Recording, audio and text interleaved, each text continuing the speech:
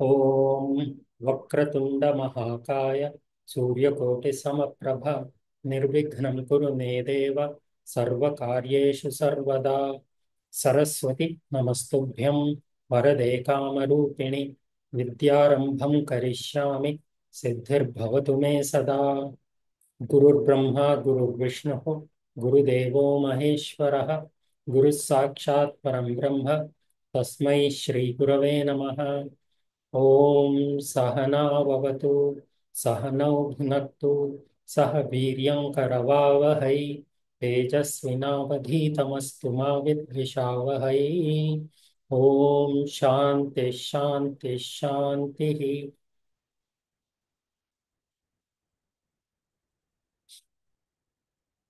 अस्तु, गतकक्षायां वयं नै प्रभृतयः इत्यस्य विषये किञ्चित् ज्ञानं प्राप्तवन्तः। नै प्रभृतयः तत्पुरुषसमासस्य अन्तिमः प्रभेदः। तत्पुरुषे कति प्रभेदाः सन्ति? तत्तु तत्तु सामान्यतत्पुरुषः, कर्मधारय आम्, नै नै प्रभृतयः आम्, द्विगु, एक and द्विगुसम् द्विगुसमासः। नै प्रभृतये अपि पञ्चप्रभेदाः सन्ति। तत्र प्रथमः प्रभेदः अस्ति नै तत्पुरुषसमासः। प्रभृतया इत्युक्ते इत्यादि इत्यर्थः। नै इत्यादि समासः प्रथमः प्रभेदः अस्ति नै तत्पुरुषः। अन्ये समासाः अपि सन्ति। ते सर्वे भिन्नभिन्नसमासाः, अतः एव गणस्य नाम अस्ति नै प्रभृतयः। नै इत्यादि, नै तत्पुरुषः, कुसमासः, गतिसमासः, प्रादिसमासः, उपपदसमासः। नै प्रभृतये किं भवति? क्षम्यतां, नै तत्पुरुषे किं भवति? कस्य कस्य योजनं भवति? प्रशान्त महोदय।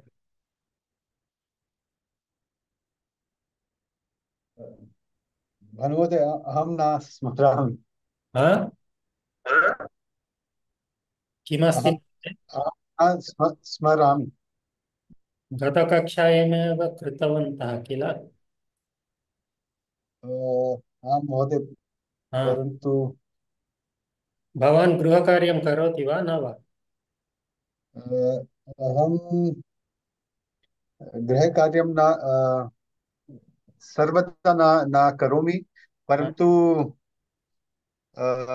गृहकार्ये सर्वं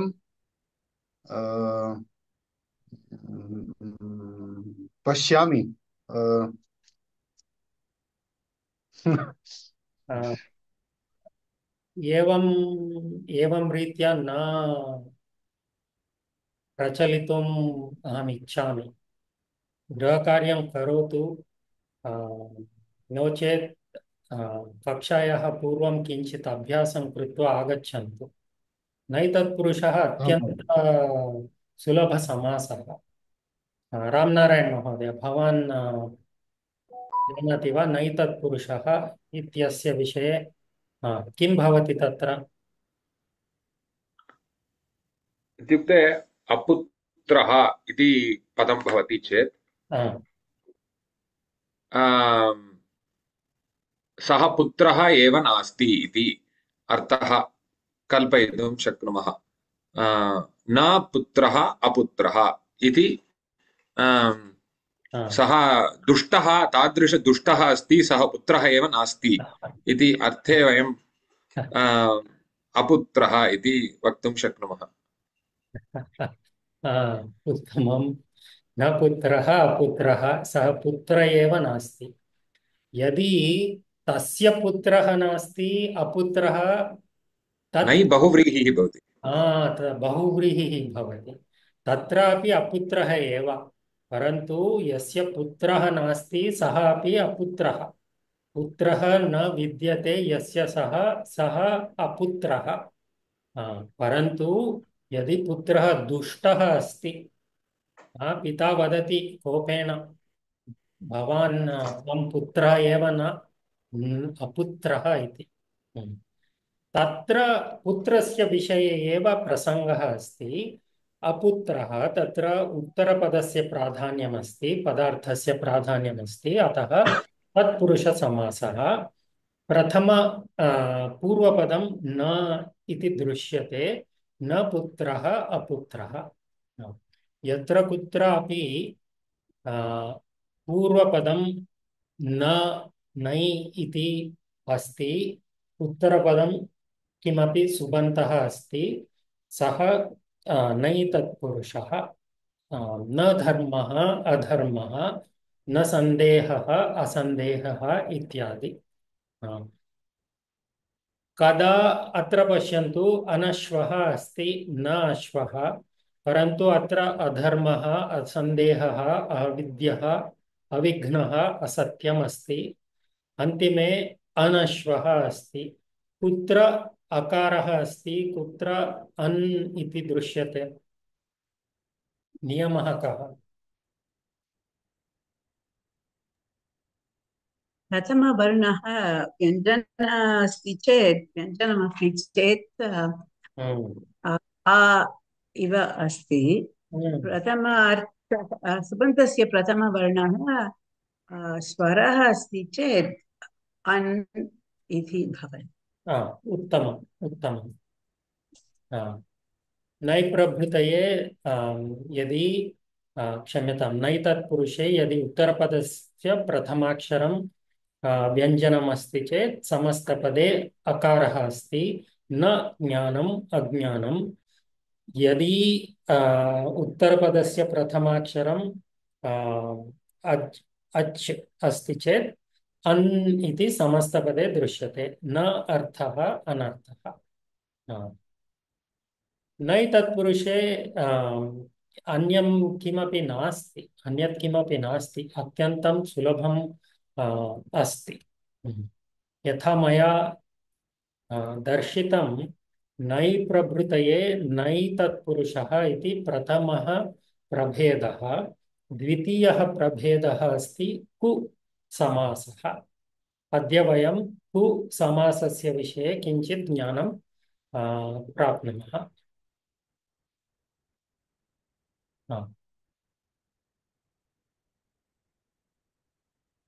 कः पठितुम् इच्छति? अहं पठामि। पठतु महोदय।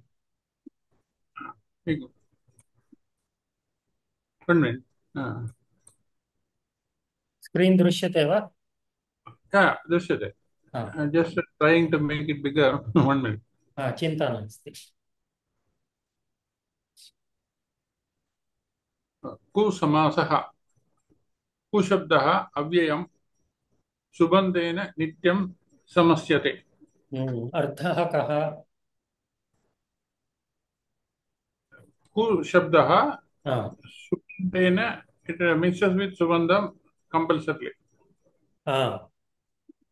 कु इति पूर्वपदं किमपि कोऽपि सुबन्तः उत्तरपदमस्ति।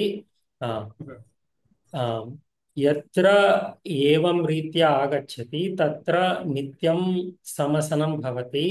नित्यसमासस्य विषये अहम् अग्रिमकक्षायाम् अग्रे वक्ष्यामि, परन्तु तस्य नियमः अस्ति, कु इति पूर्वपदं, सुबन्तः इति उत्तरपदं,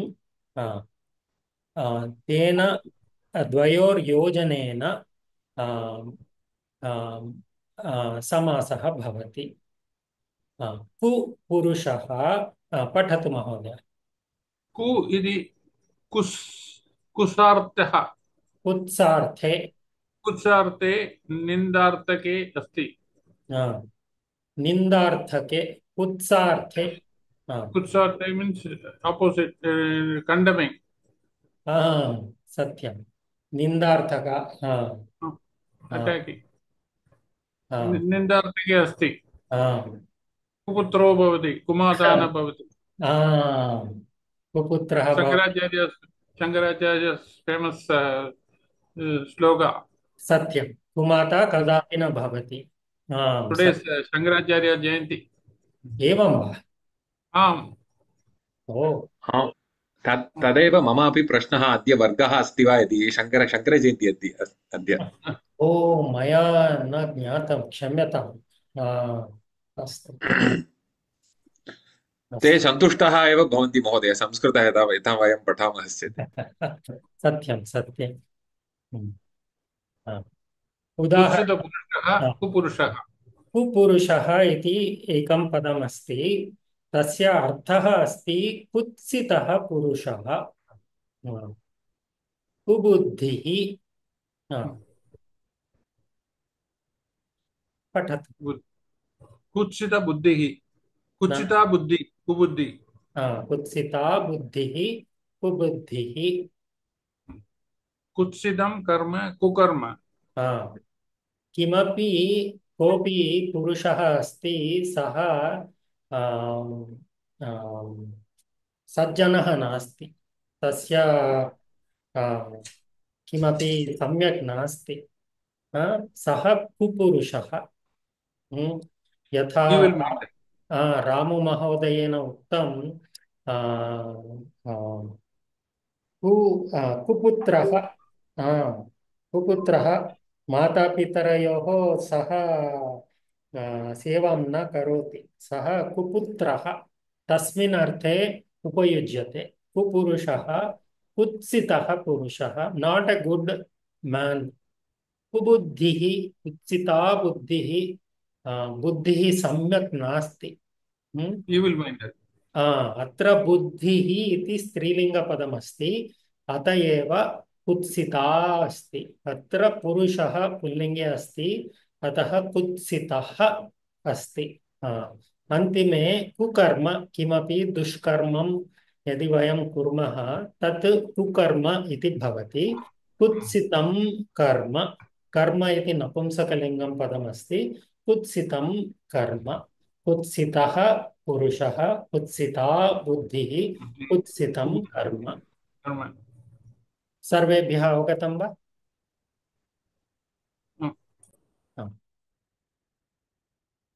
अत्रापि यथा नै तत्पुरुषे अस्माभिः दृष्टं अ अथवा अन् इति समस्तपदे आगन्तुं शक्नोति कुसमासे अपि कु नो चेत् कद् इति आगन्तुं शक्नोति पठतु राममहोदय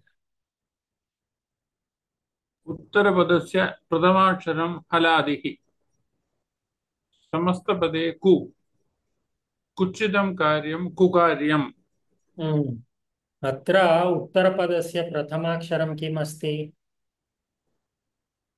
कार्यं क ककारः व्यञ्जनम् अस्ति अतः समस्तपदे कु इति दृश्यते कु कार्यं परन्तु पठतु उत्तरपदस्य प्रथमाक्षरम् अजादिः समस्तपदे कत् कुत्सितम् अन्नं कुदन्नं कदन्नं कदन् सारी कुदन् कदन्नं अत् अन्नं कदन्नं जष्ट्वम् अत्र उत्तरपदस्य प्रथमाक्षरम् अकारः अस्ति अतः समस्तपदे कत् इति दृश्यते कत् प्लस् अन्नं सन्धिकारणेन कदन्नम् इति भवति हलादिः अस्ति चेत् उत्तरपदे कु इति समस्तपदे दृश्यते अजादिः अस्ति चेत् कत् इति समस्तपदे दृश्यते अवगतम् अत्र कानिचन विशेषरूपाणि सन्ति पठतु पठतु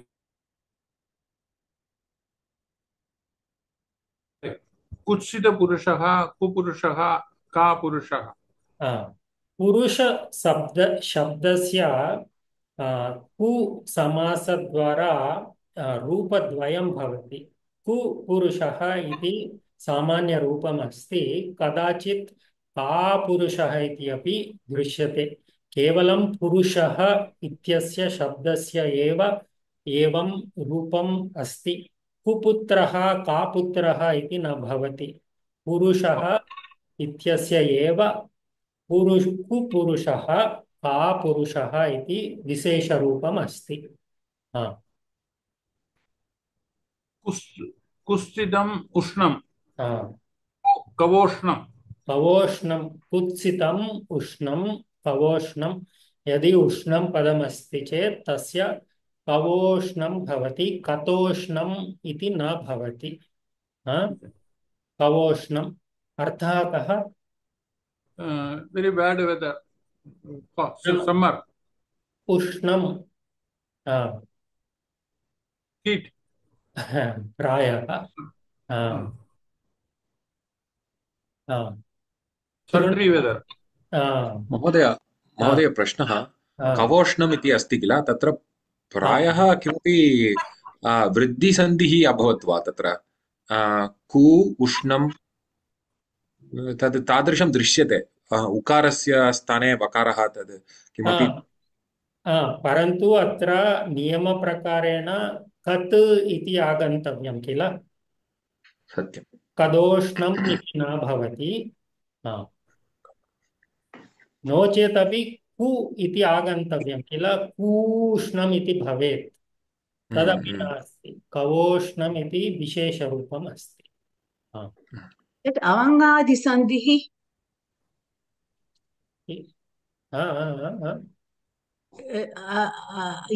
that avangadisandhihi not that one avangadisandhihi एकः सन्धिः अस्ति अवङ्गादिसन्धिः मम स्मरणं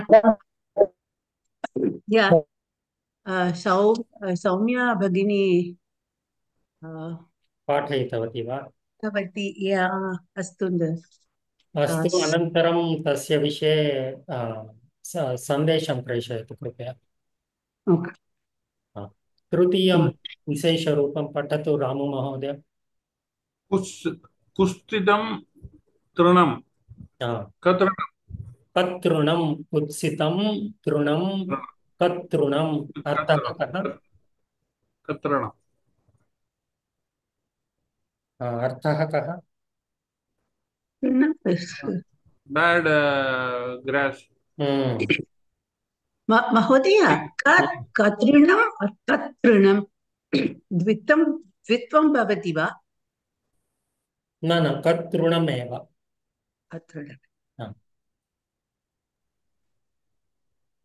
कुत्सितरथः कुत्सितः रथः कद्रतः damaged or bad ratha chariot. कुत्सितपन्थाः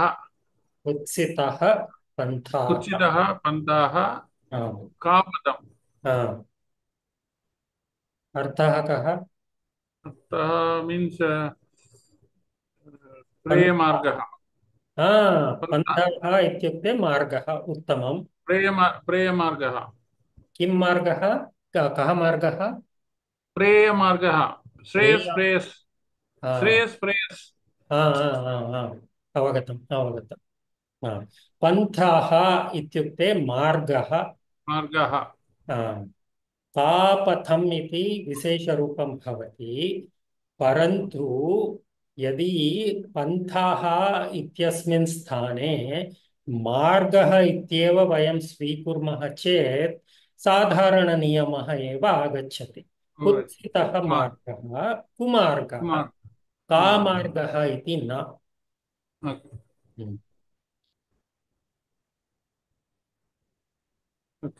धन्यवादः। अस्तु, प्रश्नाः सन्देहाः सन्ति वा? हा, तावदेव समासस्य अभ्यासान् कुर्मः। हा, रुक्मिणी महोदय आरम्भं करोतु महोदय।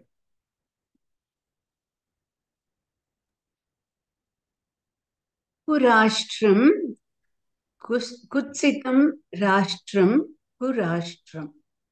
कुत्सितं राष्ट्रं कुराष्ट्रं। किमर्थं कुत्सितं? राष्ट्रम् इति नपुंसकलिङ्गे अस्ति, ततः कुत्सितं राष्ट्रम्। उत्तमं। शारदा महोदय। प्रदेश अपना परदेश पाकिस्तान है।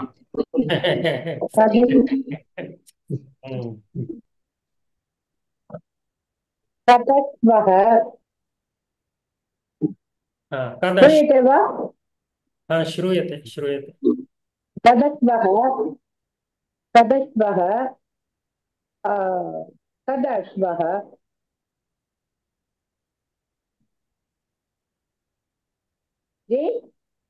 वदतु वदतु। श्रूयते वा? श्रूयते श्रूयते वदतु। तदश्वः तदश्वः तदश्वः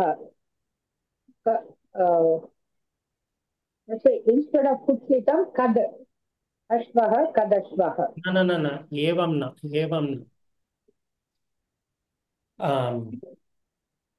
कुत्सितम् अन्नं कदन्नं। कुत्सितम् अश्वः कुत्सितः अश्वः कदश्वः। कुत्सितः अश्वः कदश्वः। उत्तमम्। हर्ष महोदय। कदुपदेशः कुत्सितः उपदेशः कदुपदेशः। कुत्सितः उपदेशः। अत्र अच् अस्ति, अतः कत् इति समस्तपदे। रामनारायण महोदय। कुत्सितं भोजनं कुत्सितं। प्रशांत महोदय। कदन्नं कुत्सितम् अन्नं। कुत्सितम् अन्नं।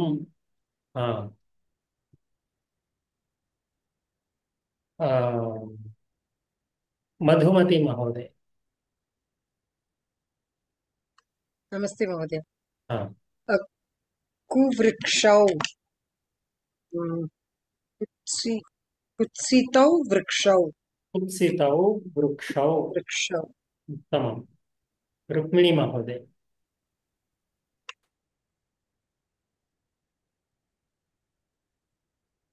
कदर्षभः कुत्सितः ऋषभः कदर्षभः। उत्तमं। कुत्सितः ऋषभः। हर्ष महोदय। कुकार्याणि कुत्सितानि कार्याणि। कुत्सितानि कार्याणि कुकार्याणि। तावदेव। सुलभमेव किल कुसमासः। प्रश्नाः सन्देहाः सन्ति वा? महोदय प्रश्नः अस्ति, परन्तु कुसुमम् इति पुष्पस्य पर्यायपदम् अस्ति किल, तद् तादृशं कुत्सितार्थं किमपि तत्र कल्पयन्ति वा? प्रायः न महोदय। कुसुम कुमारः एव तथा। कुमारः अपि षण्मुखस्य।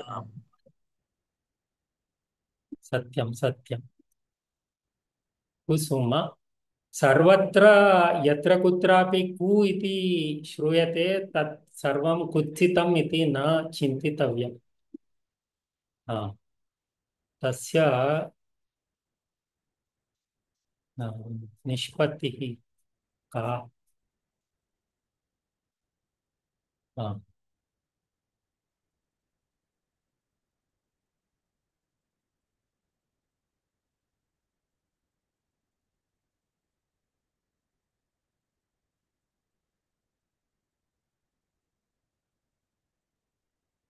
कुसेरुमं ॐ ततः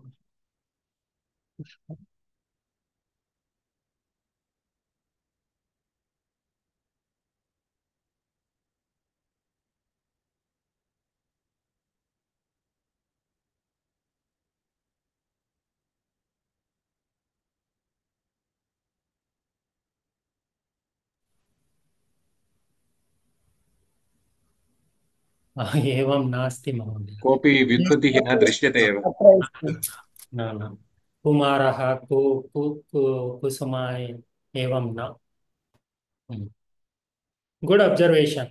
Yeah, just because we have ku in the front doesn't always make it a kusamasa. अस्तु अन्य प्रश्नः। कुस्यति इति कुबेरः एव कुस्यति कुबेरः एव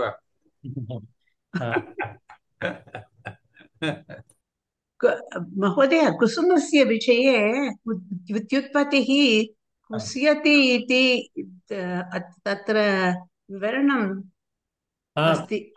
सत्यं कुस्यति इत्युक्ते किम्? न जानामि बट् कुस्यति yeah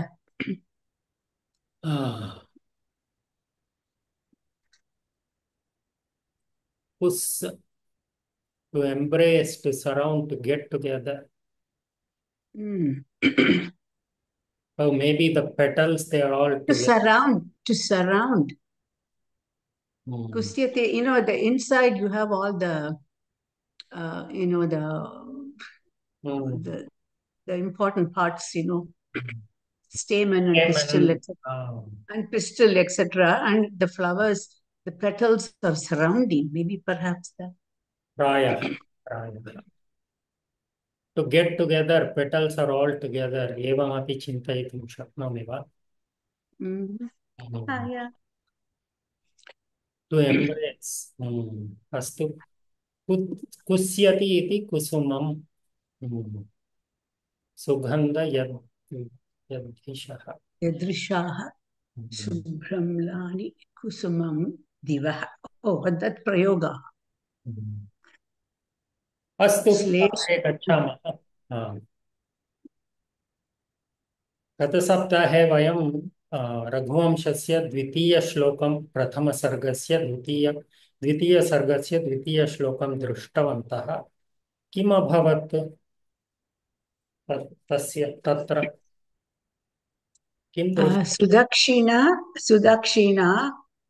नन्दिनीं दिलीपं च वनं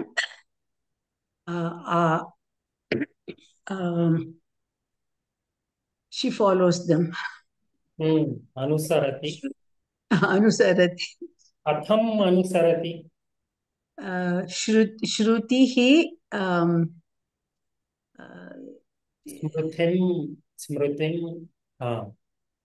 स्मृतिः श्रुतेः अर्थम् अनुसरति।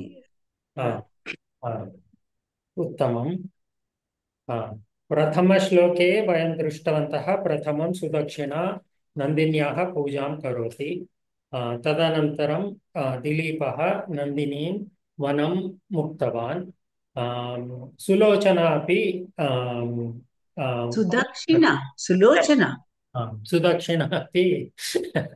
सुदक्षिणा अपि नन्दिनीम् अनुसरति। अत्र तदनन्तरं किं भवति इत्युक्ते दिलीपः सुदक्षिणां गृहं प्रेषितवान्। सः वदति अहमेव तस्याः नन्दिन्याः सेवां करोमि, भवती गृहं गच्छतु इति वदति। तदनन्तरं चतुर्थे श्लोके किमस्ति इत्युक्ते दासाः अपि सन्ति किल। दिलीपः चक्रवर्ती अस्ति, तस्य बहवः दासाः सन्ति। तान् अपि सः गृहं प्रेषितवान्।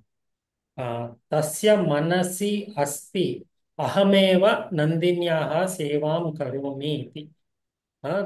सः तु पुत्रार्थम् एतत् सर्वं कार्यं करोति किल। सः किमपि कुत्रापि तिष्ट्वा सेवकजनान् द्वारा कार्यं कारयति चेत् किं लाभम्? अतः एव सः सर्वान् गृहं प्रेषितवान्। सः एव नन्दिन्याः स्वयं सेवां करोति। कीदृशी सेवा करोति, कथं सेवा करोति इति पञ्चमश्लोके अस्ति। तदेव अद्य वयं पश्यामः। सन्दर्भम् अवगतं किल? प्रसङ्गम् अवगतं महोदय, अवगतम्। अवगतम्। अद्य कः करोति? रामनारायण महोदय, भवान् करोतु। आस्वादवद्भिः कवलैस्तृणानां कण्डूयनैर्दर्शनिवारणैश्च अव्याहतैः स्वैरगतैः ततस्याः सम्राट् समाराधनतत्परोऽभूत्। एतत् पदं पुनः पठतु महोदय। कण्डूयनैर्दंशनिवारणैश्च कण्डूयनैर्दंशनिवारणैश्च अत्र अनुस्वार सम्यक् न फाण्ट् इत्यनेन एवम् अस्ति। अत्र अनुस्वारः अस्ति कण्डूयनैर्दंशनिवारणैश्च। पुनः सम्पूर्णं पठतु। आस्वादवद्भिः कवलैस्तृणानां कण्डूयनैर्दंशनिवारणैश्च अव्याहतैः स्वैरगतैः सतस्याः सम्राट् समाराधनतत्परोऽभूत्। उत्तममस्ति। आस्वादवद्भिः कवलैस्तृणानां किं महोदय?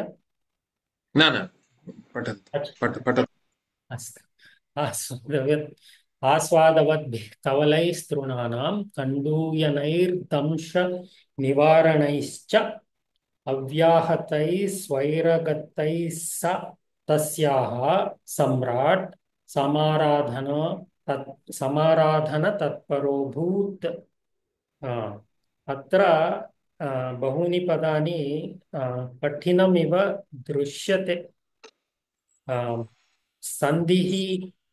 सन्धयः सन्ति, समासाः अपि सन्ति। श्लोकस्य अर्थं तु सुलभमेव। अहं दर्शयामि अर्थं। पठतु अर्थं महोदय। सामान्यार्थः राजा दिलीपः नन्दिन्याः सेवायां निरतः अभवत्। सः तां रुचिकरं घासं दत्तवान्, कण्डूयनं कृतवान्, मक्षिकाणां बाधां निवारितवान् च। सा यथा यत्र गन्तुम् इष्टवती सः नियन्त्रणं विना अनुमतिं दत्तवान्। अनेन प्रकारेण सः नन्दिन्याः सेवां कृतवान्। अवगतं वा?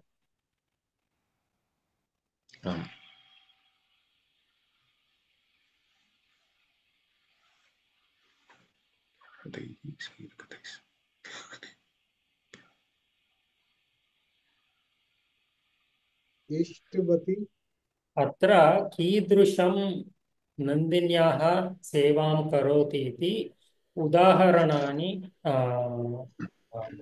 अत्र सन्ति। प्रथमं किं करोति?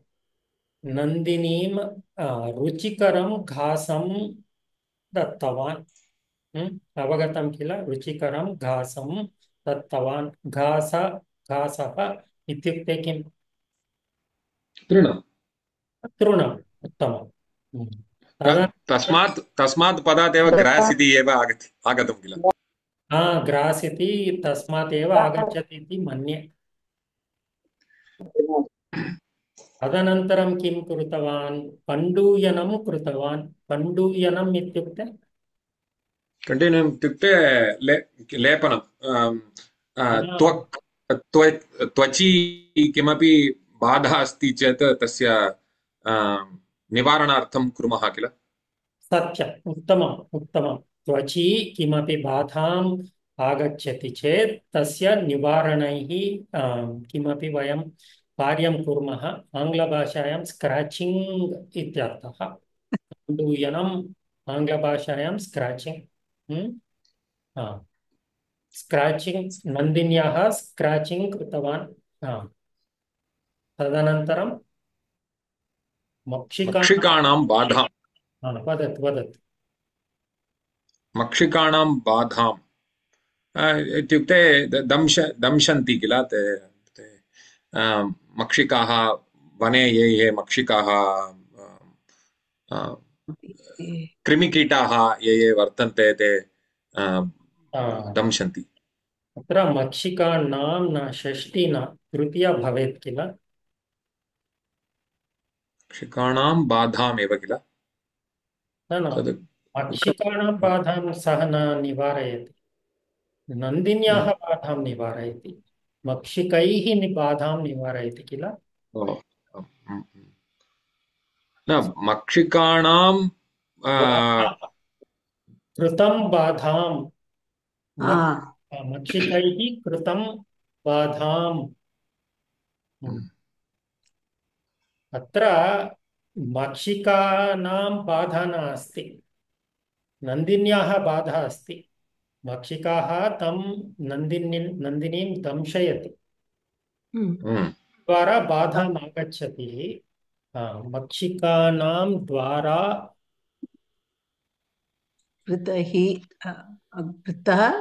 कृतं बाधा, मक्षिकाणां द्वारा कृतं बाधां निवारयति।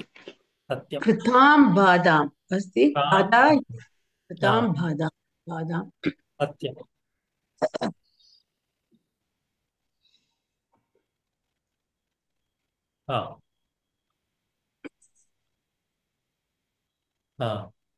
अन्तिमम् उदाहरणं किम्? अव्याहतैः स्वैरगतैः स तस्याः, तद्वा। अत्र अस्ति किल तृतीये वाक्ये, सा यथा गन्तुम् इष्टवती सः नियन्त्रणं विना अनुमतिं दत्तवान्। तस्याः मार्गे किमपि बाधाम् अवरोधं न कृतवान्। यत्र यत्र नन्दिनी गन्तुम् इच्छति तत्र तत्र तत्र तां गन्तुम् अनुमतिं दत्तवान्, किमपि नियन्त्रणं न कृतवान्। एवमेव किमस्ति? लेट् लूस्। सत्यम्। एकं द्वे त्रीणि चत्वारि उदाहरणानि सन्ति अत्र अस्मिन् श्लोके। ईदृशं नन्दिन्याः सेवायां सः निमग्नः अस्ति इति। अर्थं सर्वेभ्यः अवगतं वा?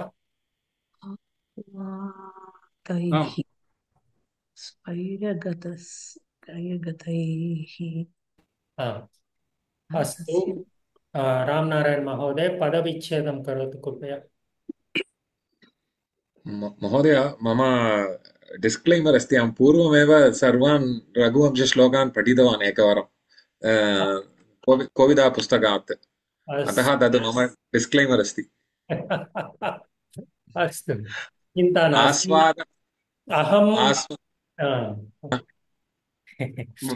वदतु। अहम् अद्य पठामि, भवान् पाठयतु, अहं पठामि। न, तादृशम् अहं न जानामि, परन्तु मम परिचयमस्ति किञ्चित्, तावदेव। चिन्ता नास्ति, वदतु। आस्वादवद्भिः कवलैः तृणानां कण्डूयनैः दंशनिवारणैः च अव्याहतैः स्वैरगतैः सः तस्याः सम्राट् समाराधनतत्परः अभूत्। उत्तमम्। आस्वादवद्भिः कवलैः तृणानां कण्डूयनैः दंशनिवारणैः च अव्याहतैः स्वैरगतैः सह तस्याः सम्राट् समाराधनतत्परः अभूत्। अत्र किमपि क्लेशः अस्ति वा? सर्वेभ्यः अवगतं वा? अस्तु, सन्धिविच्छेदं कुर्मः। अत्र तत्र आस्वादवद्भिः कवलैः तत्र किम् उपध्मानीः नास्ति, तद् जिह्वामूलीयः अस्ति, विसर्गस्य जिह्वामूलीयः। सत्यम्। अनन्तरं कवलैस्तृणानां तत्र विसर्गस्य सकारादेशः। कवलैः तृणानां विसर्गस्य सकारादेशः। अनन्तरं पुनः अपि विसर्गस्य रेप आदेशः कण्डूयनैर्दंशनिवारणैः।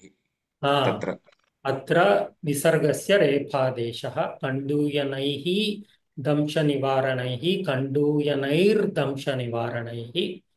तदनन्तरं पुनः विसर्गस्य सकारादेशः निवारणैः च निवारणैश्च। सकारादेशः अनन्तरं शुत्वसन्धिः। अनन्तरम् अव्याहतैः तत् अव्याहतैः पुनः अपि अव्याहतैः स्वैरगतैः तत्रापि विसर्गस्य सकारादेशः स्वैरगतैः। अनन्तरं पुनः विसर्गस्य सकारादेशः स्वैरगतैः स तस्याः सः तत्र विसर्गलोपः विसर्गस्य लोपः तस्याः अत्र स इति अवशिष्यते, विसर्गलोपः भवति। तस्याः अनन्तरं सम्राट् तत्र समाराधनतत्परो भूत्। तत्र एतत् अवग्रहचिह्नम् अस्ति किल, तत्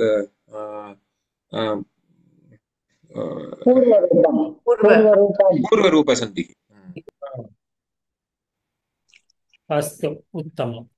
अनुस्वार तृणानाम् अनुस्वारमस्ति। अनुस्वारसन्धिः अपि अस्ति। उत्तमम्। कवलैः तृणानां विसर्गस्य सकारादेशः कण्डूयनैः दंश कण्डूयनैर्दंश विसर्गस्य रेफादेशः दंशनिवारणैः च दंशनिवारणैश्च प्रथमं सकारादेशः तदनन्तरं श्चुत्वम् अव्याहतैः स्वैरगतैः स्वैरगतैः सह स्वैरगतैः स द्विवारं सकारादेशम् आगच्छति। तदनन्तरं सः तस्याः अत्र विसर्गस्य लोपः आगच्छति। अन्तिमे यथा महोदयेन उक्तं समाराधन तत्परः अभूत्, विसर्गस्य उत्वम् आगच्छति। अत्रापि सन्धिः अस्ति, मया न लिखितं। किम् इत्युक्ते वयं न पठितवन्तः विसर्गस्य किं वदामि, जिह्वामूलीय इत्युक्ते अत्र विसर्गः अस्ति। उच्चारणे लेखने किमपि परिवर्तनं न भवति। उच्चारणसमये विसर्गस्य अर्धमेव वक्तव्यम्। आस्वादवद्भिः इति साधारणपदमस्ति, सन्धिकारणेन आस्वादवद्भिः कवलैस्तृणानाम् only half. So the visarga we pronounce only half. Asvadavadbhih कवलैस्तृणानाम्। तद् विकल्पेन भवति एव, विकल्पेन भवति एव, न नित्यम्। अहं लेखयिष्यामि। कक्षायाः अनन्तरम् अत्र जिह्वामूल्य अस्ति इति लेखयिष्यामि। महोदय तत्र समाराधन तत्परो भूत् तत्र प्रथमं विसर्गस्य उत्वं भवति तद् अनन्तरमेव पूर्वरूपसन्धिः वा? पूर्वरूपे सत्यम्। अस्तु अस्तु। तदपि मया लेखितव्यं, लेखिष्यामि। अत्र पश्यन्तु, सर्वत्र विसर्गसन्धिः एव अस्ति किल? अस्तु अस्तु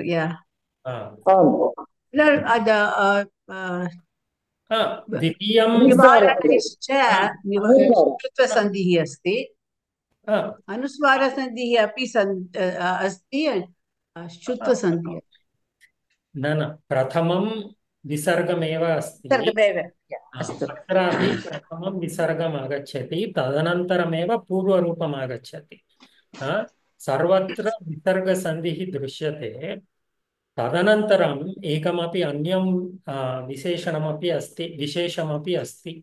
सकारादेशः, रेपः, लोपः, उत्वं, जिह्वामूल्यः सर्वं विसर्गस्य प्रभेदः। सर्वे विसर्गसन्धेः प्रभेदः किल? सकारादेशः, रेपः, लोपः, तस्य उत्वं, जिह्वामूल्यः। तदेव कालिदासस्य नैपुण्यम्। We are entering a point where we can किं वदामि, संस्कृतस्य माधुर्यम् अनुभवं कर्तुं किञ्चित् वयं ज्ञानं प्राप्तवन्तः। केवलं श्लोकस्य अन्वयरचना, सामान्यार्थं तत्सर्वं एकं सोपानं, परन्तु तस्मात् अधिकं श्लोकस्य सौन्दर्यं तदपि अनुभवं कर्तुं किञ्चित् वयं प्रयत्नं कुर्मः। ज्ञानमस्ति, प्रयत्नं कुर्मः। अस्तु, सर्वेभ्यः अवगतं वा? अवगतं महोदय। प्रश्नाः, सन्देहाः सन्ति वा? अस्तु, धन्यवादः रामनारायण महोदय। रुक्मिणी महोदय, प्रतिपदार्थं कुर्मः।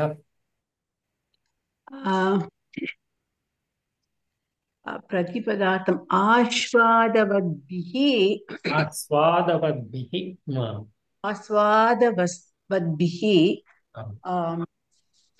आस्वादवद् शब्दः तृतीया बहुवचनम् अर्थः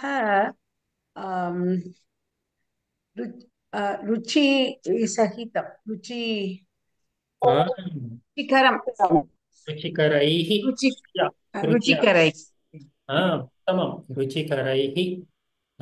अकारान्तः पुल्लिङ्गः, आस्वादवत् इति प्रातिपदिकं, तृतीया बहुवचनं, रुचिकरैः, स्वादु, रसयुक्तैः।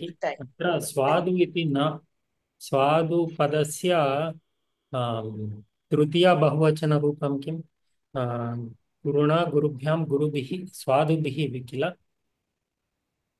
स्वादुभिः।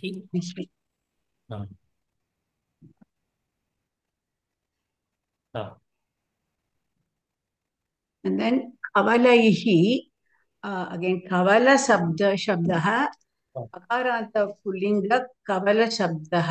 कवलं, कवलः न जानामि महोदय, पुल्लिङ्ग वा नपुंसकलिङ्ग वा न जानामि, बट् तृतीया विभक्ति बहुवचनं कवलैः। अर्थः portions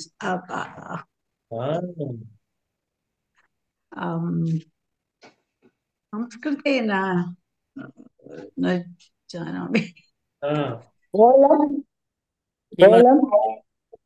Yeah, like handful. Mouthful. कः न न श्रूयते शान्ता महोदय सम्यक् न श्रूयते। गोलम् इत्युक्ते बाल् लैक् बाल् लैक् गोलं लैक् बाल् लैक् एवं वा? गोलं In Tamil they used to say kavalam. In Tamil they used to say kavalam. कवलम् इत्युक्ते किं तमिळ् भाषायां? Tamil भाषायां handful, yes, what I said. rolled rice, handful of पिण्डरूप rice. अन्नः That is kavalam. पिण्डरूप अन्नः अस्तु। संस्कृते अपि किञ्चित् समानमस्ति, किञ्चित् भिन्नमपि अस्ति। रामनारायण महोदय, भवान् स्मरति वा एतस्य पदस्य प्रतिपदार्थं? न महोदय, झटिति न स्मरामि। हस्तपूर्णैः मुखपूरितैः, हस्तान मुख मुख मुखपूरितैः मुखे कियत् तृणं गन्तुं शक्यते तावत्पर्यन्तं तृणं दत्तवान्। मुखपूरितैः मौथ्फुल् महोदय, अधुना स्मृतं मया, ग्रासैः एव अर्थमस्ति कवलैः इत्युक्ते। तदपि क्वांटिटी एव, ग्रासैः अपि क्वांटिटी एव। आङ्ग्लभाषायां ग्रास् अस्ति। ग्रास्, सत्यं। ओके ओहो तृणानाम् अकारान्त नपुंसकलिङ्ग तृणशब्दः तृतीया विभक्ति बहुवचनं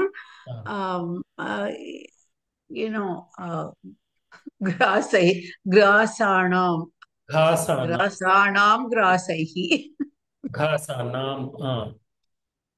and then damsha कण्डूयनैः Hindi एकक्षणं घासानां Hindi भाषायां घास इति अस्ति किल, तृणस्य अर्थं ग्रास्। सत्यं।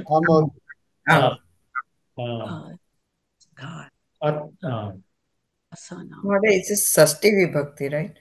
षष्ठी. Oh yes, it's not. No. Yeah. अस्तु, षष्ठी बहुवचनं, क्षम्यताम्।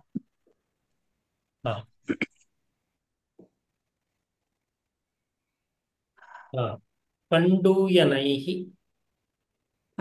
again अकारान्त कण्डूयनः कण्डूयनं sounds more like कण्डूयनं नपुंसकलिङ्ग तृतीया बहुवचनं कण्डूयनम् is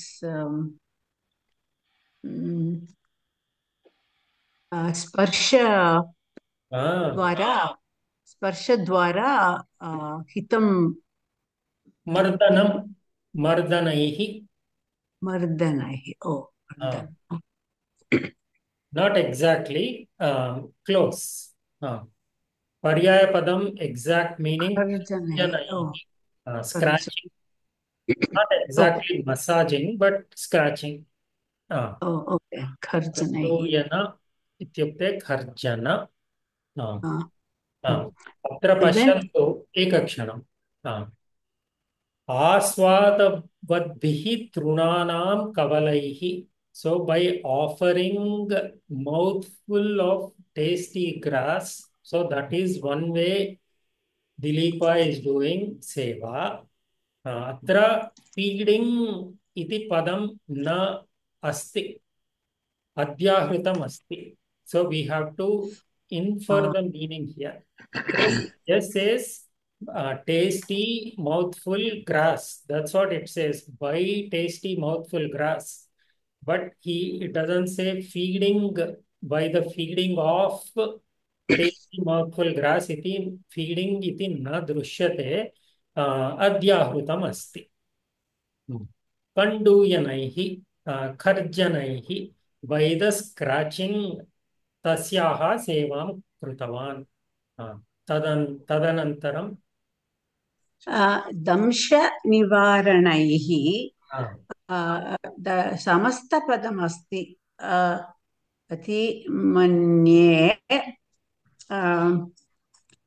दंशकृतं निवारणं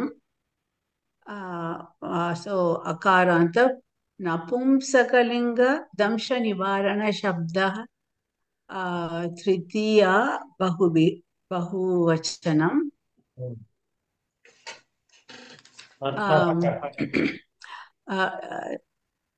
अर्थः दंश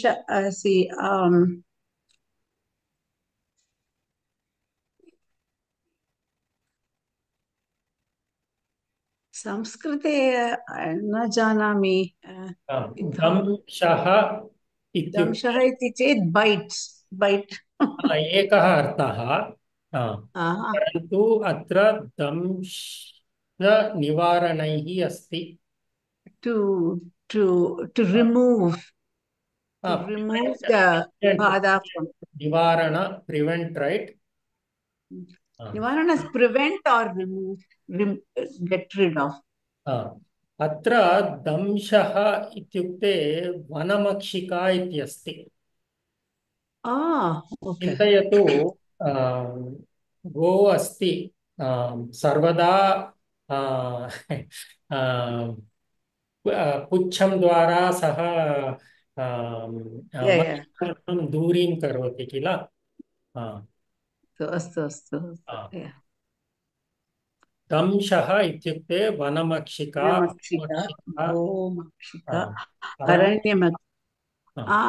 ओके. इदानीं वदतु दंशनिवारणैः अर्थं वदतु. So was he fanning?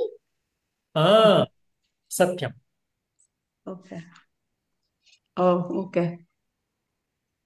चामरद्वारा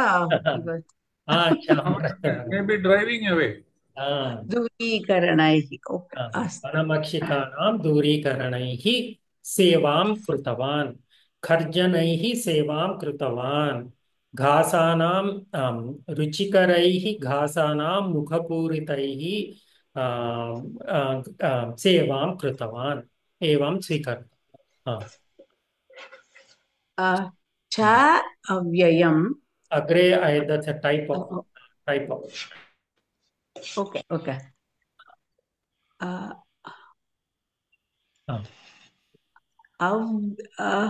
अव्यागतैः अव्याहतैः व्याहतैः that's a nice उत्तमम्. नै तत्पुरुषसमासः बट्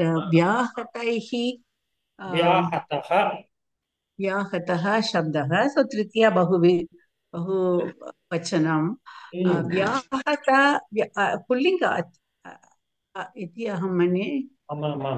व्याहतः विआहतः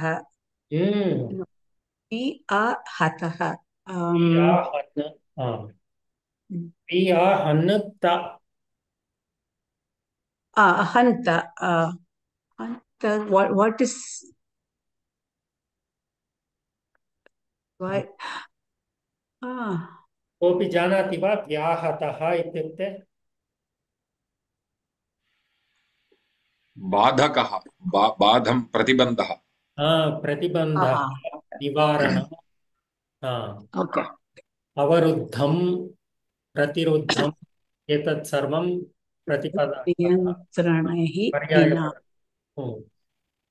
अकारान्त पुल्लिङ्ग अव्याहत शब्दस्य तृतीया बहुवचनरूपम्. विना नियन्त्रणम् अप्रतिरुद्धैः इति अव्याहतैः इत्यस्य अर्थः.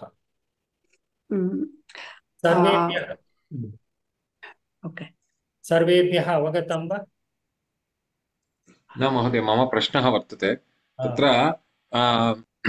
कण्डूयनैः इति तत्र कण्डून् ल्युट् तत्र अस्ति, अतः कण्डूयनं। तत्र यक् इति अस्ति किल, तत्र अर्थः किम् इति कृपया वदतु महोदय। अत्र कण्डूयन् अस्तु अस्तु अस्तु, अहं वक्ष्यामि। अत्र दर्शयितुमेव अत्र स्थापयितवान्। आम्। अत्र अत्र पठतु। Oh, Khandu. Original word here is Kandunj. This word belongs to the special group of words called Kandvadihi. The property of the words of Kandvadihi group is that these words get a pratyaya called yak, and then they get converted to dhatu. Therefore, we have Kandun plus yak, Kanduya. So, Now, Kanduya is a dhatu. यकारः आगच्छति, यक् प्रत्ययेन अन्तिमे यकारः आगच्छति। सो कण्डूम् इति निजधातुः, कण्डूय इति तस्य नाम किम् अहं विस्मरामि। निजधातुः न आदिदेशिकधातुः। आदिदेशिकधातुः, सत्यं। Derived. Kandun iti, these are all given by Panini. Kanduya, these are all derived dhatus. So Kanduya iti dhatu. औपदेशिक धातुः इति पाणिना दीयते। आतिदेशिक धातुः इति केषाञ्चित् प्रत्ययानां योजनेन किमपि सिद्ध्यति। तत् आतिदेशिक धातुः, डिरैव्ड धातुः, दिस् आल् निज धातुः। तत्र it's a kriya, not a kriyapadam. It's a subhantam eva. No. Kanduya is a dhatu. Kanduyati, kanduyataha, kanduyanti iti prathama purusha rupani. Parantu tatra shloke kanduyanaihi iti dattam. Tatra it's a kriyapadam na. Parantu it's a subhantam. Just ल्युट्, तत्र एव ल्युट् अस्ति किल, तत्र ल्युट् आगच्छति। So we are not taking Kanduya as it is. So Kanduya doesn't have a vibhakti. Oh, this is a derived, so it will not be in the dhatu patah. So you will not find it here. Parantu tasya rupani santi kanduyati, kanduyataha, kanduyanti. Kanduya plus ल्युट् इत्यनेन कण्डूयन्न इति कण्डूयनैः इति तृतीया रूपम् आगच्छति। तत्र क्रियापदं न, that's what I was saying. That correct.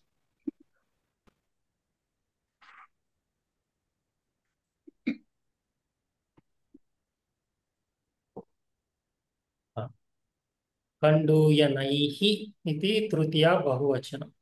क्रियापदं नास्ति, ल्युट् अस्ति किल, नामपदम्।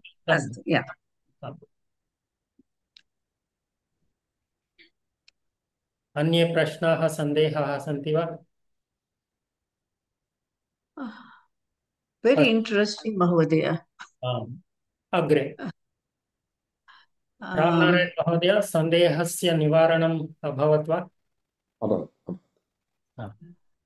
स्वैरगतैः स्वैरम्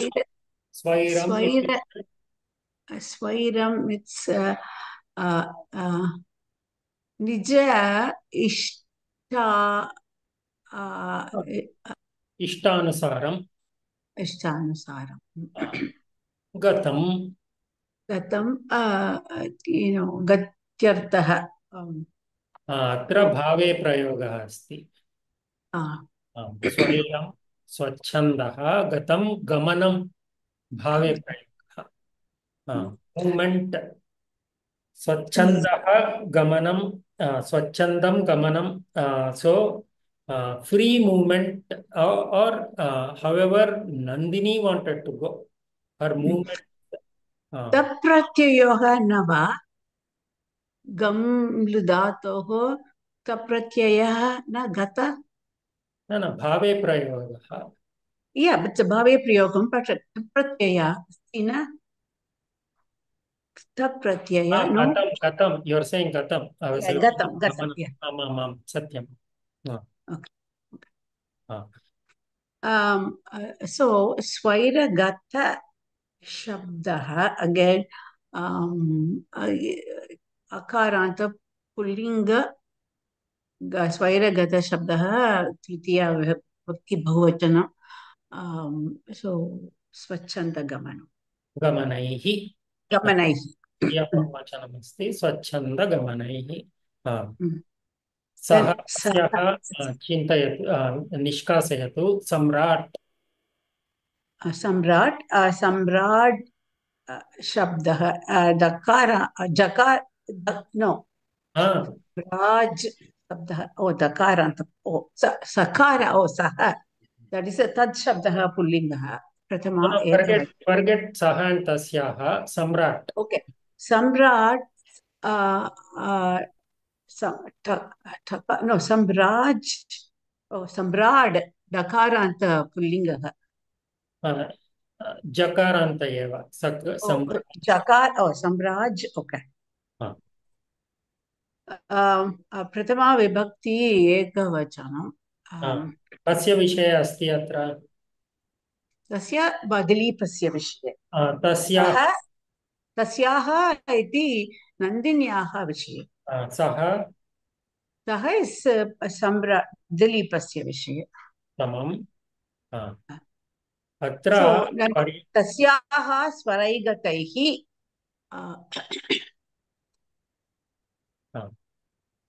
Atra Samrat Padasya Paryaya Padani Santi Adhish Chakravarti. Chakravarti Padasya Pratipadikam. Nakaranta Chakravartin Nakaranta Pullinga. Chakravartin Sarvabhaumaha Yasya Adhipatye Naike Rajanaha Santi. So Samrat is not equal to Raja. Samrat has many rajas under him. Chakravarti. Naike iti. Aneke. Oh, Aneke. Oh, okay. Rajanaha Santi. Oh. Abhut. Abhut is Samaradhana Tatparaha. Oh, we haven't done that. Kshamatam. Samaradhana Tatparaha. Samaradhana Tatpara Shabdaha. It's Prathama Ekavachanam. Tasya Samasta Padamasti. Samaradhana Samyag Aradhana. Samyag Aradhana Tatparaha.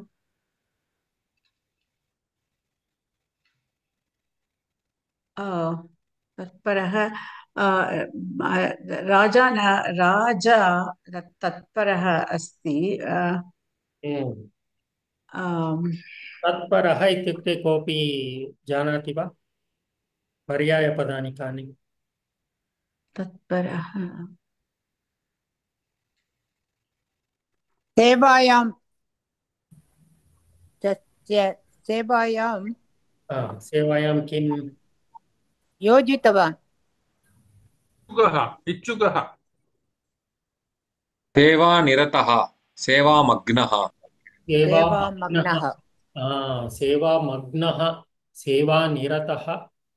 Sevayam magnaha. Ichugaha also. No. So Aradhana Tatparaha. Aradhana iti Sevayam Arte Bhavati Tatra. समाराधना is सेवा अत्र Okay. तत्परः is निरतः Nirata. Ramu महोदय पदं किम् इच्छुकः चाट् मध्ये टाइप करोतु महोदय इच्छा इच्छा इच्छा desirous of serving परन्तु अत्र इच्छा इति न सो ही वाज एन्ग्रास्ड आङ्ग्लभाषायां fully devoted fully dedicated engrossed in the seva एवं अर्थं स्वीकर्तव्यम् अभूत् अभूत् इस् भूधातुः भ्वादिगणः लङ्लकारः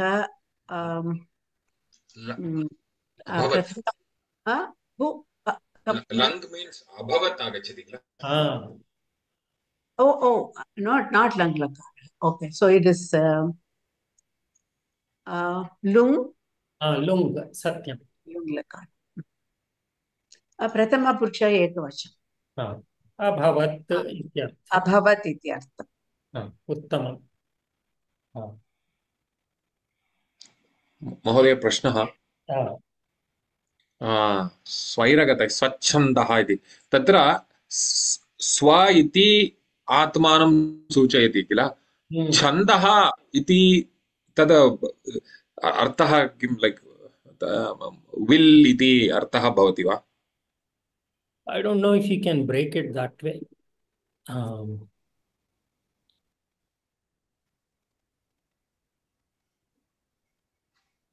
Swachhanda.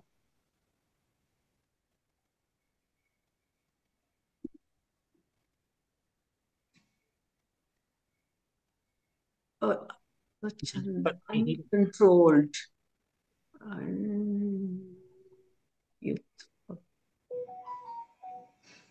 स्वस्य छन्दः अभिप्रायः यत्र छन्दः इत्युक्ते अभिप्रायः अभिप्रायः एवं वा स्वतन्त्रः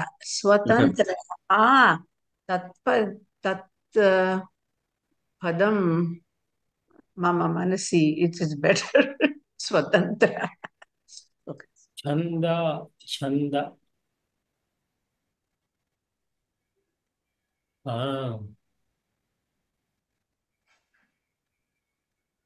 छद्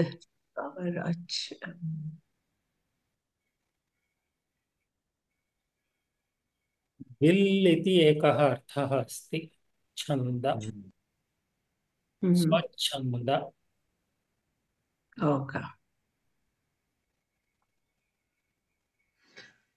अभिप्राय अभिलाष मनोरथ मनोरथ अस्ति किल कुत्रापि मीटर् इति एव न दृश्यते छन्दस् वा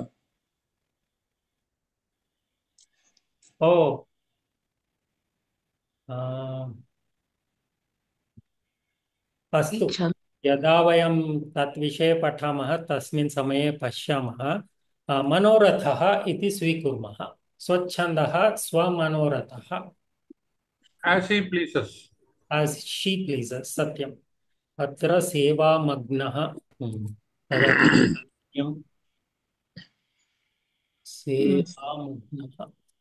निमग्नः अपि साधु एव I'm adding one more. That's all. Okay. Magnah nimagnaः सेवामग्नः ओके समस्तपदमेव अस्तु तदनन्तरं बहवः समासाः सन्ति हर्षमहोदय भवती प्रयत्नं करोति वा विग्रहवाक्यं वक्तुं प्रयत्नं करोमि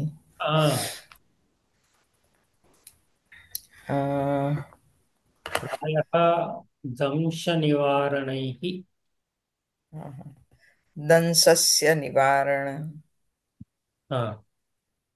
दंशस्य निवारणः तैः तैः कीदृशः समासः?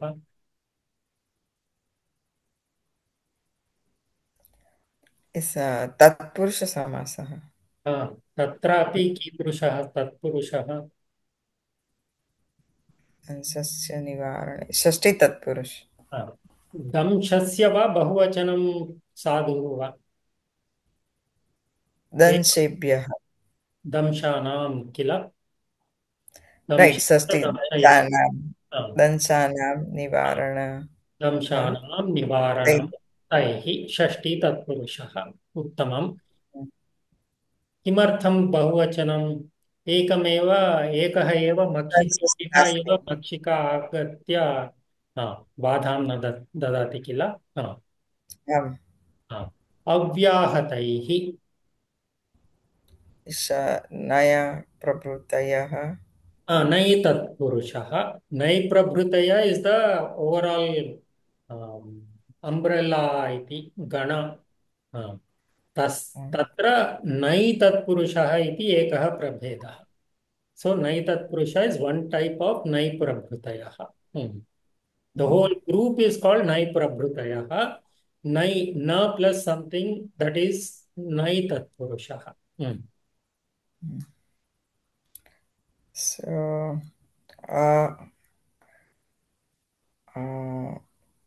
na vidyate. No. अव्याहत तैः व्याहतं अव्याहतं तैः न व्याहतं किल? न व्याहतं तैः। समासनाम किम्? समासनाम नय तत्पुरुष समासः। नै तत्पुरुषः न व्याहतं तैः नै तत्पुरुषः। उत्तमम्। स्वैरगतैः स्वैरगतैः स्वैरगतं। So स्वैरं गतं. So it's Nandinya Vishay. So it's a Bahuvirihi Samasa.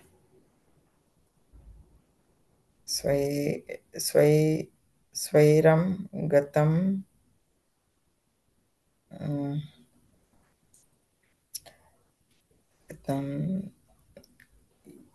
Yasya saha taihi, but not yasya saha. Yasya saha taihi, Shashti Bahuvirihi Samasa. Yasyaha sa. Swairam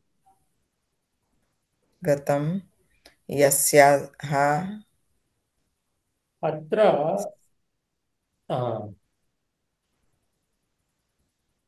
अत्र एवं रीत्या अर्थं नास्ति। स्वच्छन्दगमनैः by the free movement इत्यर्थः। free movements प्रायः न. It's only talking about the movement itself. It's not saying Nandini is the one moving freely. It's talking about the movement. By allowing the free movement of Nandini, he did seva of Nandini. Evam. Okay, so it's Swairam.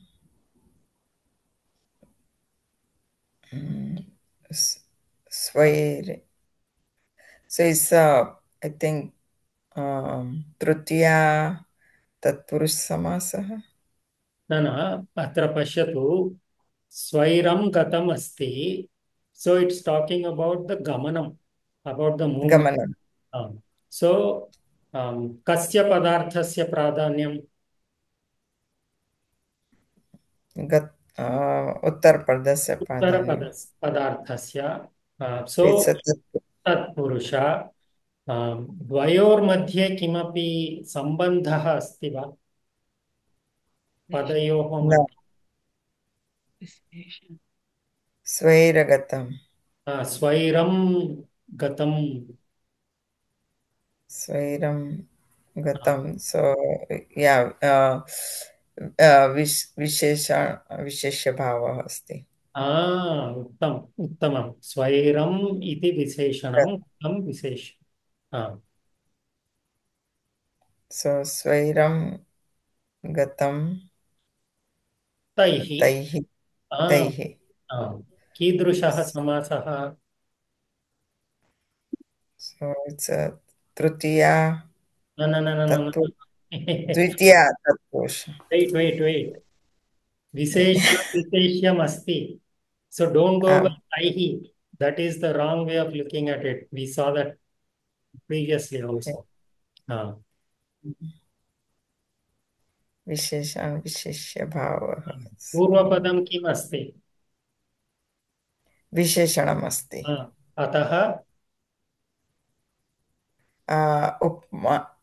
उपमानपूर्वपदं विशेषणपूर्वपदं तत्पुरुषसमासः विशेषणपूर्वपदं कर्मधारयः स्वैरं गतं तैः so because we have taihi here doesn't make it a tritiya tatpurusha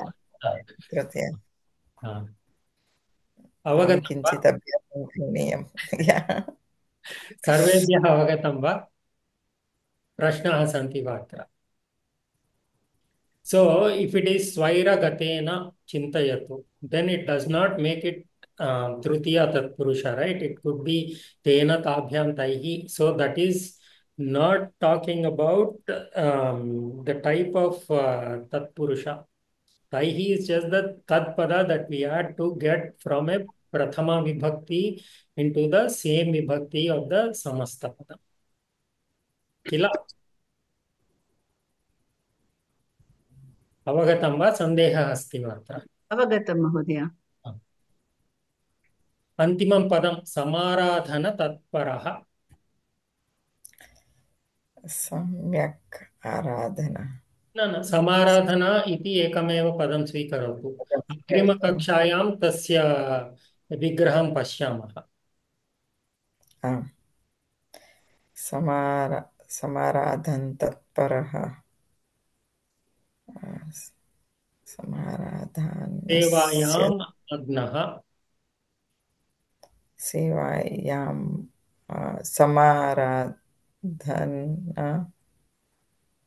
समाराधेन न समाराधने तत्परः समाराधने तत्परः so he is magna nimagnaha in the samaradhana, in the seva of Nandini evam कीदृशः समासः सप्तमी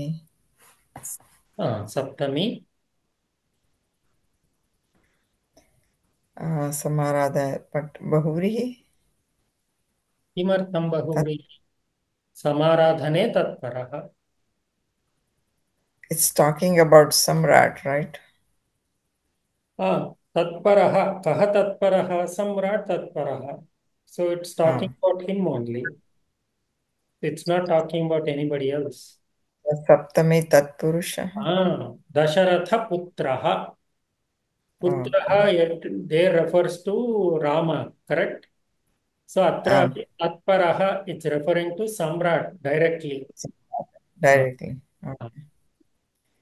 Samaradhane tatparaha saptami tatpurushaha. किंचित् एकवारं कक्षानन्तरं समासानां विग्रहं पुनः पठन्तु यदि तदापि न अवगमनं भवति चेत् प्रश्नान् पृच्छन्तु सर्वेभ्यः अस्ति एषः सन्देशः आकांक्षा महोदय so वाक्य विश्लेषण समये समास विग्रहवाक्यं अर्थस्य अवगमनार्थम् अस्ति एतत् सर्वम्. Oh, okay, I see what you're saying. We can do it that time also. Atrapi kartum shaknumah. Satyam. Okay, परीक्षा समये Parikshayam, see, there are many shailis of doing the Anvaya Krama. Everybody seems to have a different way. If you look at Vyoma, there when you do the Akanksha Krama, there they give the Pratipadartha. If you look at our Kovida Pustaka, it's slightly different. If you look at RSS book, किमस्ति गत संवत्सरे वयं पठितवन्तः भगवद्गीता गीताप्रवेशे किञ्चित् भिन्नम् अस्ति. So the main, as long as you cover all the main steps, that is important.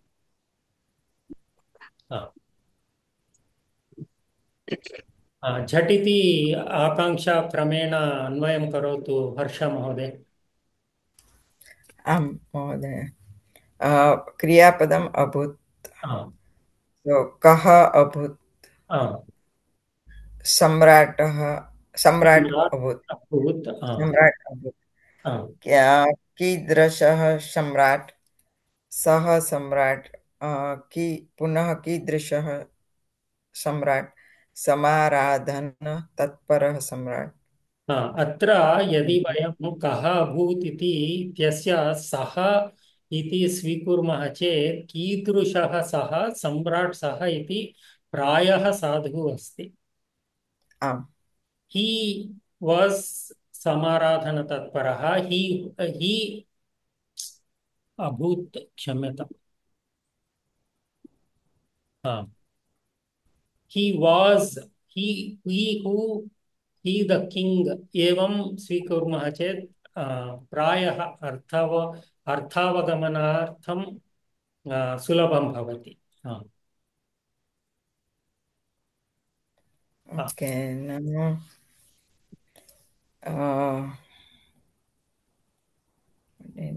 तस्याः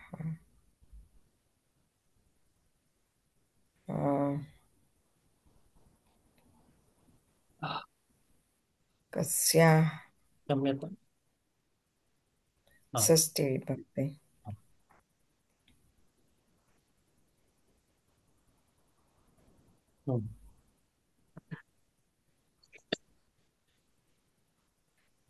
कस्याः समाराधन तत्परः सः अभूतः.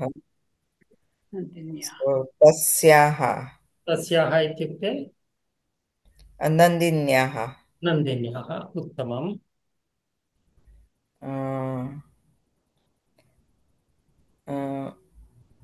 पुनः कस्याः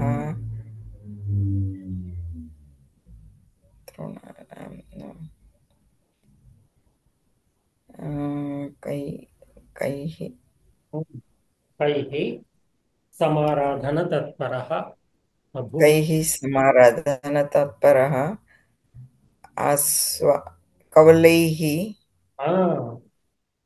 कवलैः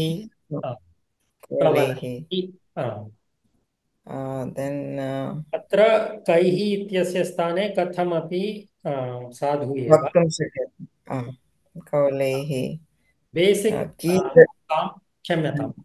What is the basic vakya here? सम्राट् समाराधन तत्परः अभूत्.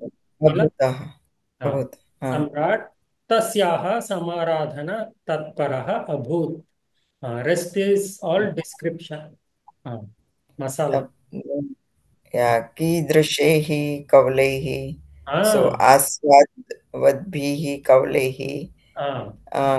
कस्या आस्वाद्भिः कवले कस्या नहीं.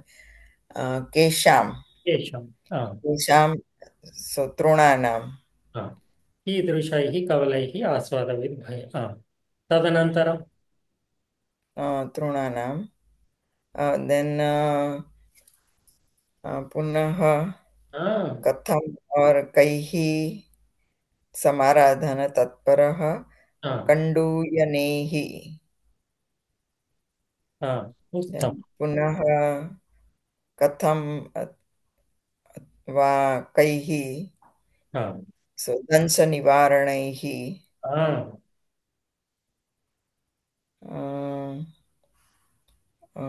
पुनः कथम कैः स्वैर्गतैः स्वैरगतैः हाँ की कीदृशैः स्वैर्गतैः अव्याहतैः उत्तमं। कीदृशैः स्वैरगतैः अव्याहतैः स्वैरगतैः। हाँ तावदेव। I think we finished. उत्तमं। धन्यवाद। हाँ so do the Anvay. Anvay okay. So basic vakya we said was Samrat सः तस्याः सः समाराधनतत्परः अभूत्। सः सः आस्वाद्भिः तृणानाम् आस्वाद्भिः कवलैः कण्डूयनैः दंशनिवारणैः अव्याहतैः स्वैर्गतैः च तस्याः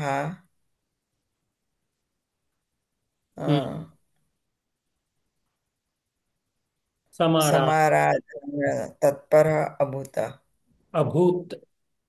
अभूत् उत्तमम्। सः सम्राट् आस्वादवद्भिः तृणानां कवलैः कण्डूयनैः दंशनिवारणैः अव्याहतैः स्वैरगतैः च तस्याः समाराधनतत्परः अभूत्। उत्तमम्। तात्पर्ये अहं केवलं वर्ड् बै वर्ड् सब्स्टिट्यूशन् कृतवान्। परीक्षासमये मसालायां योजयित्वा लिखन्तु। धन्यवादः। प्रश्नाः सन्देहाः सन्ति वा अत्र? सुलभमेव किल? अस्तु मङ्गलश्लोकं करोमि, तदनन्तरं प्रश्नाः सन्ति चेत् पृच्छन्तु। म्यूट् मध्ये भवन्तु।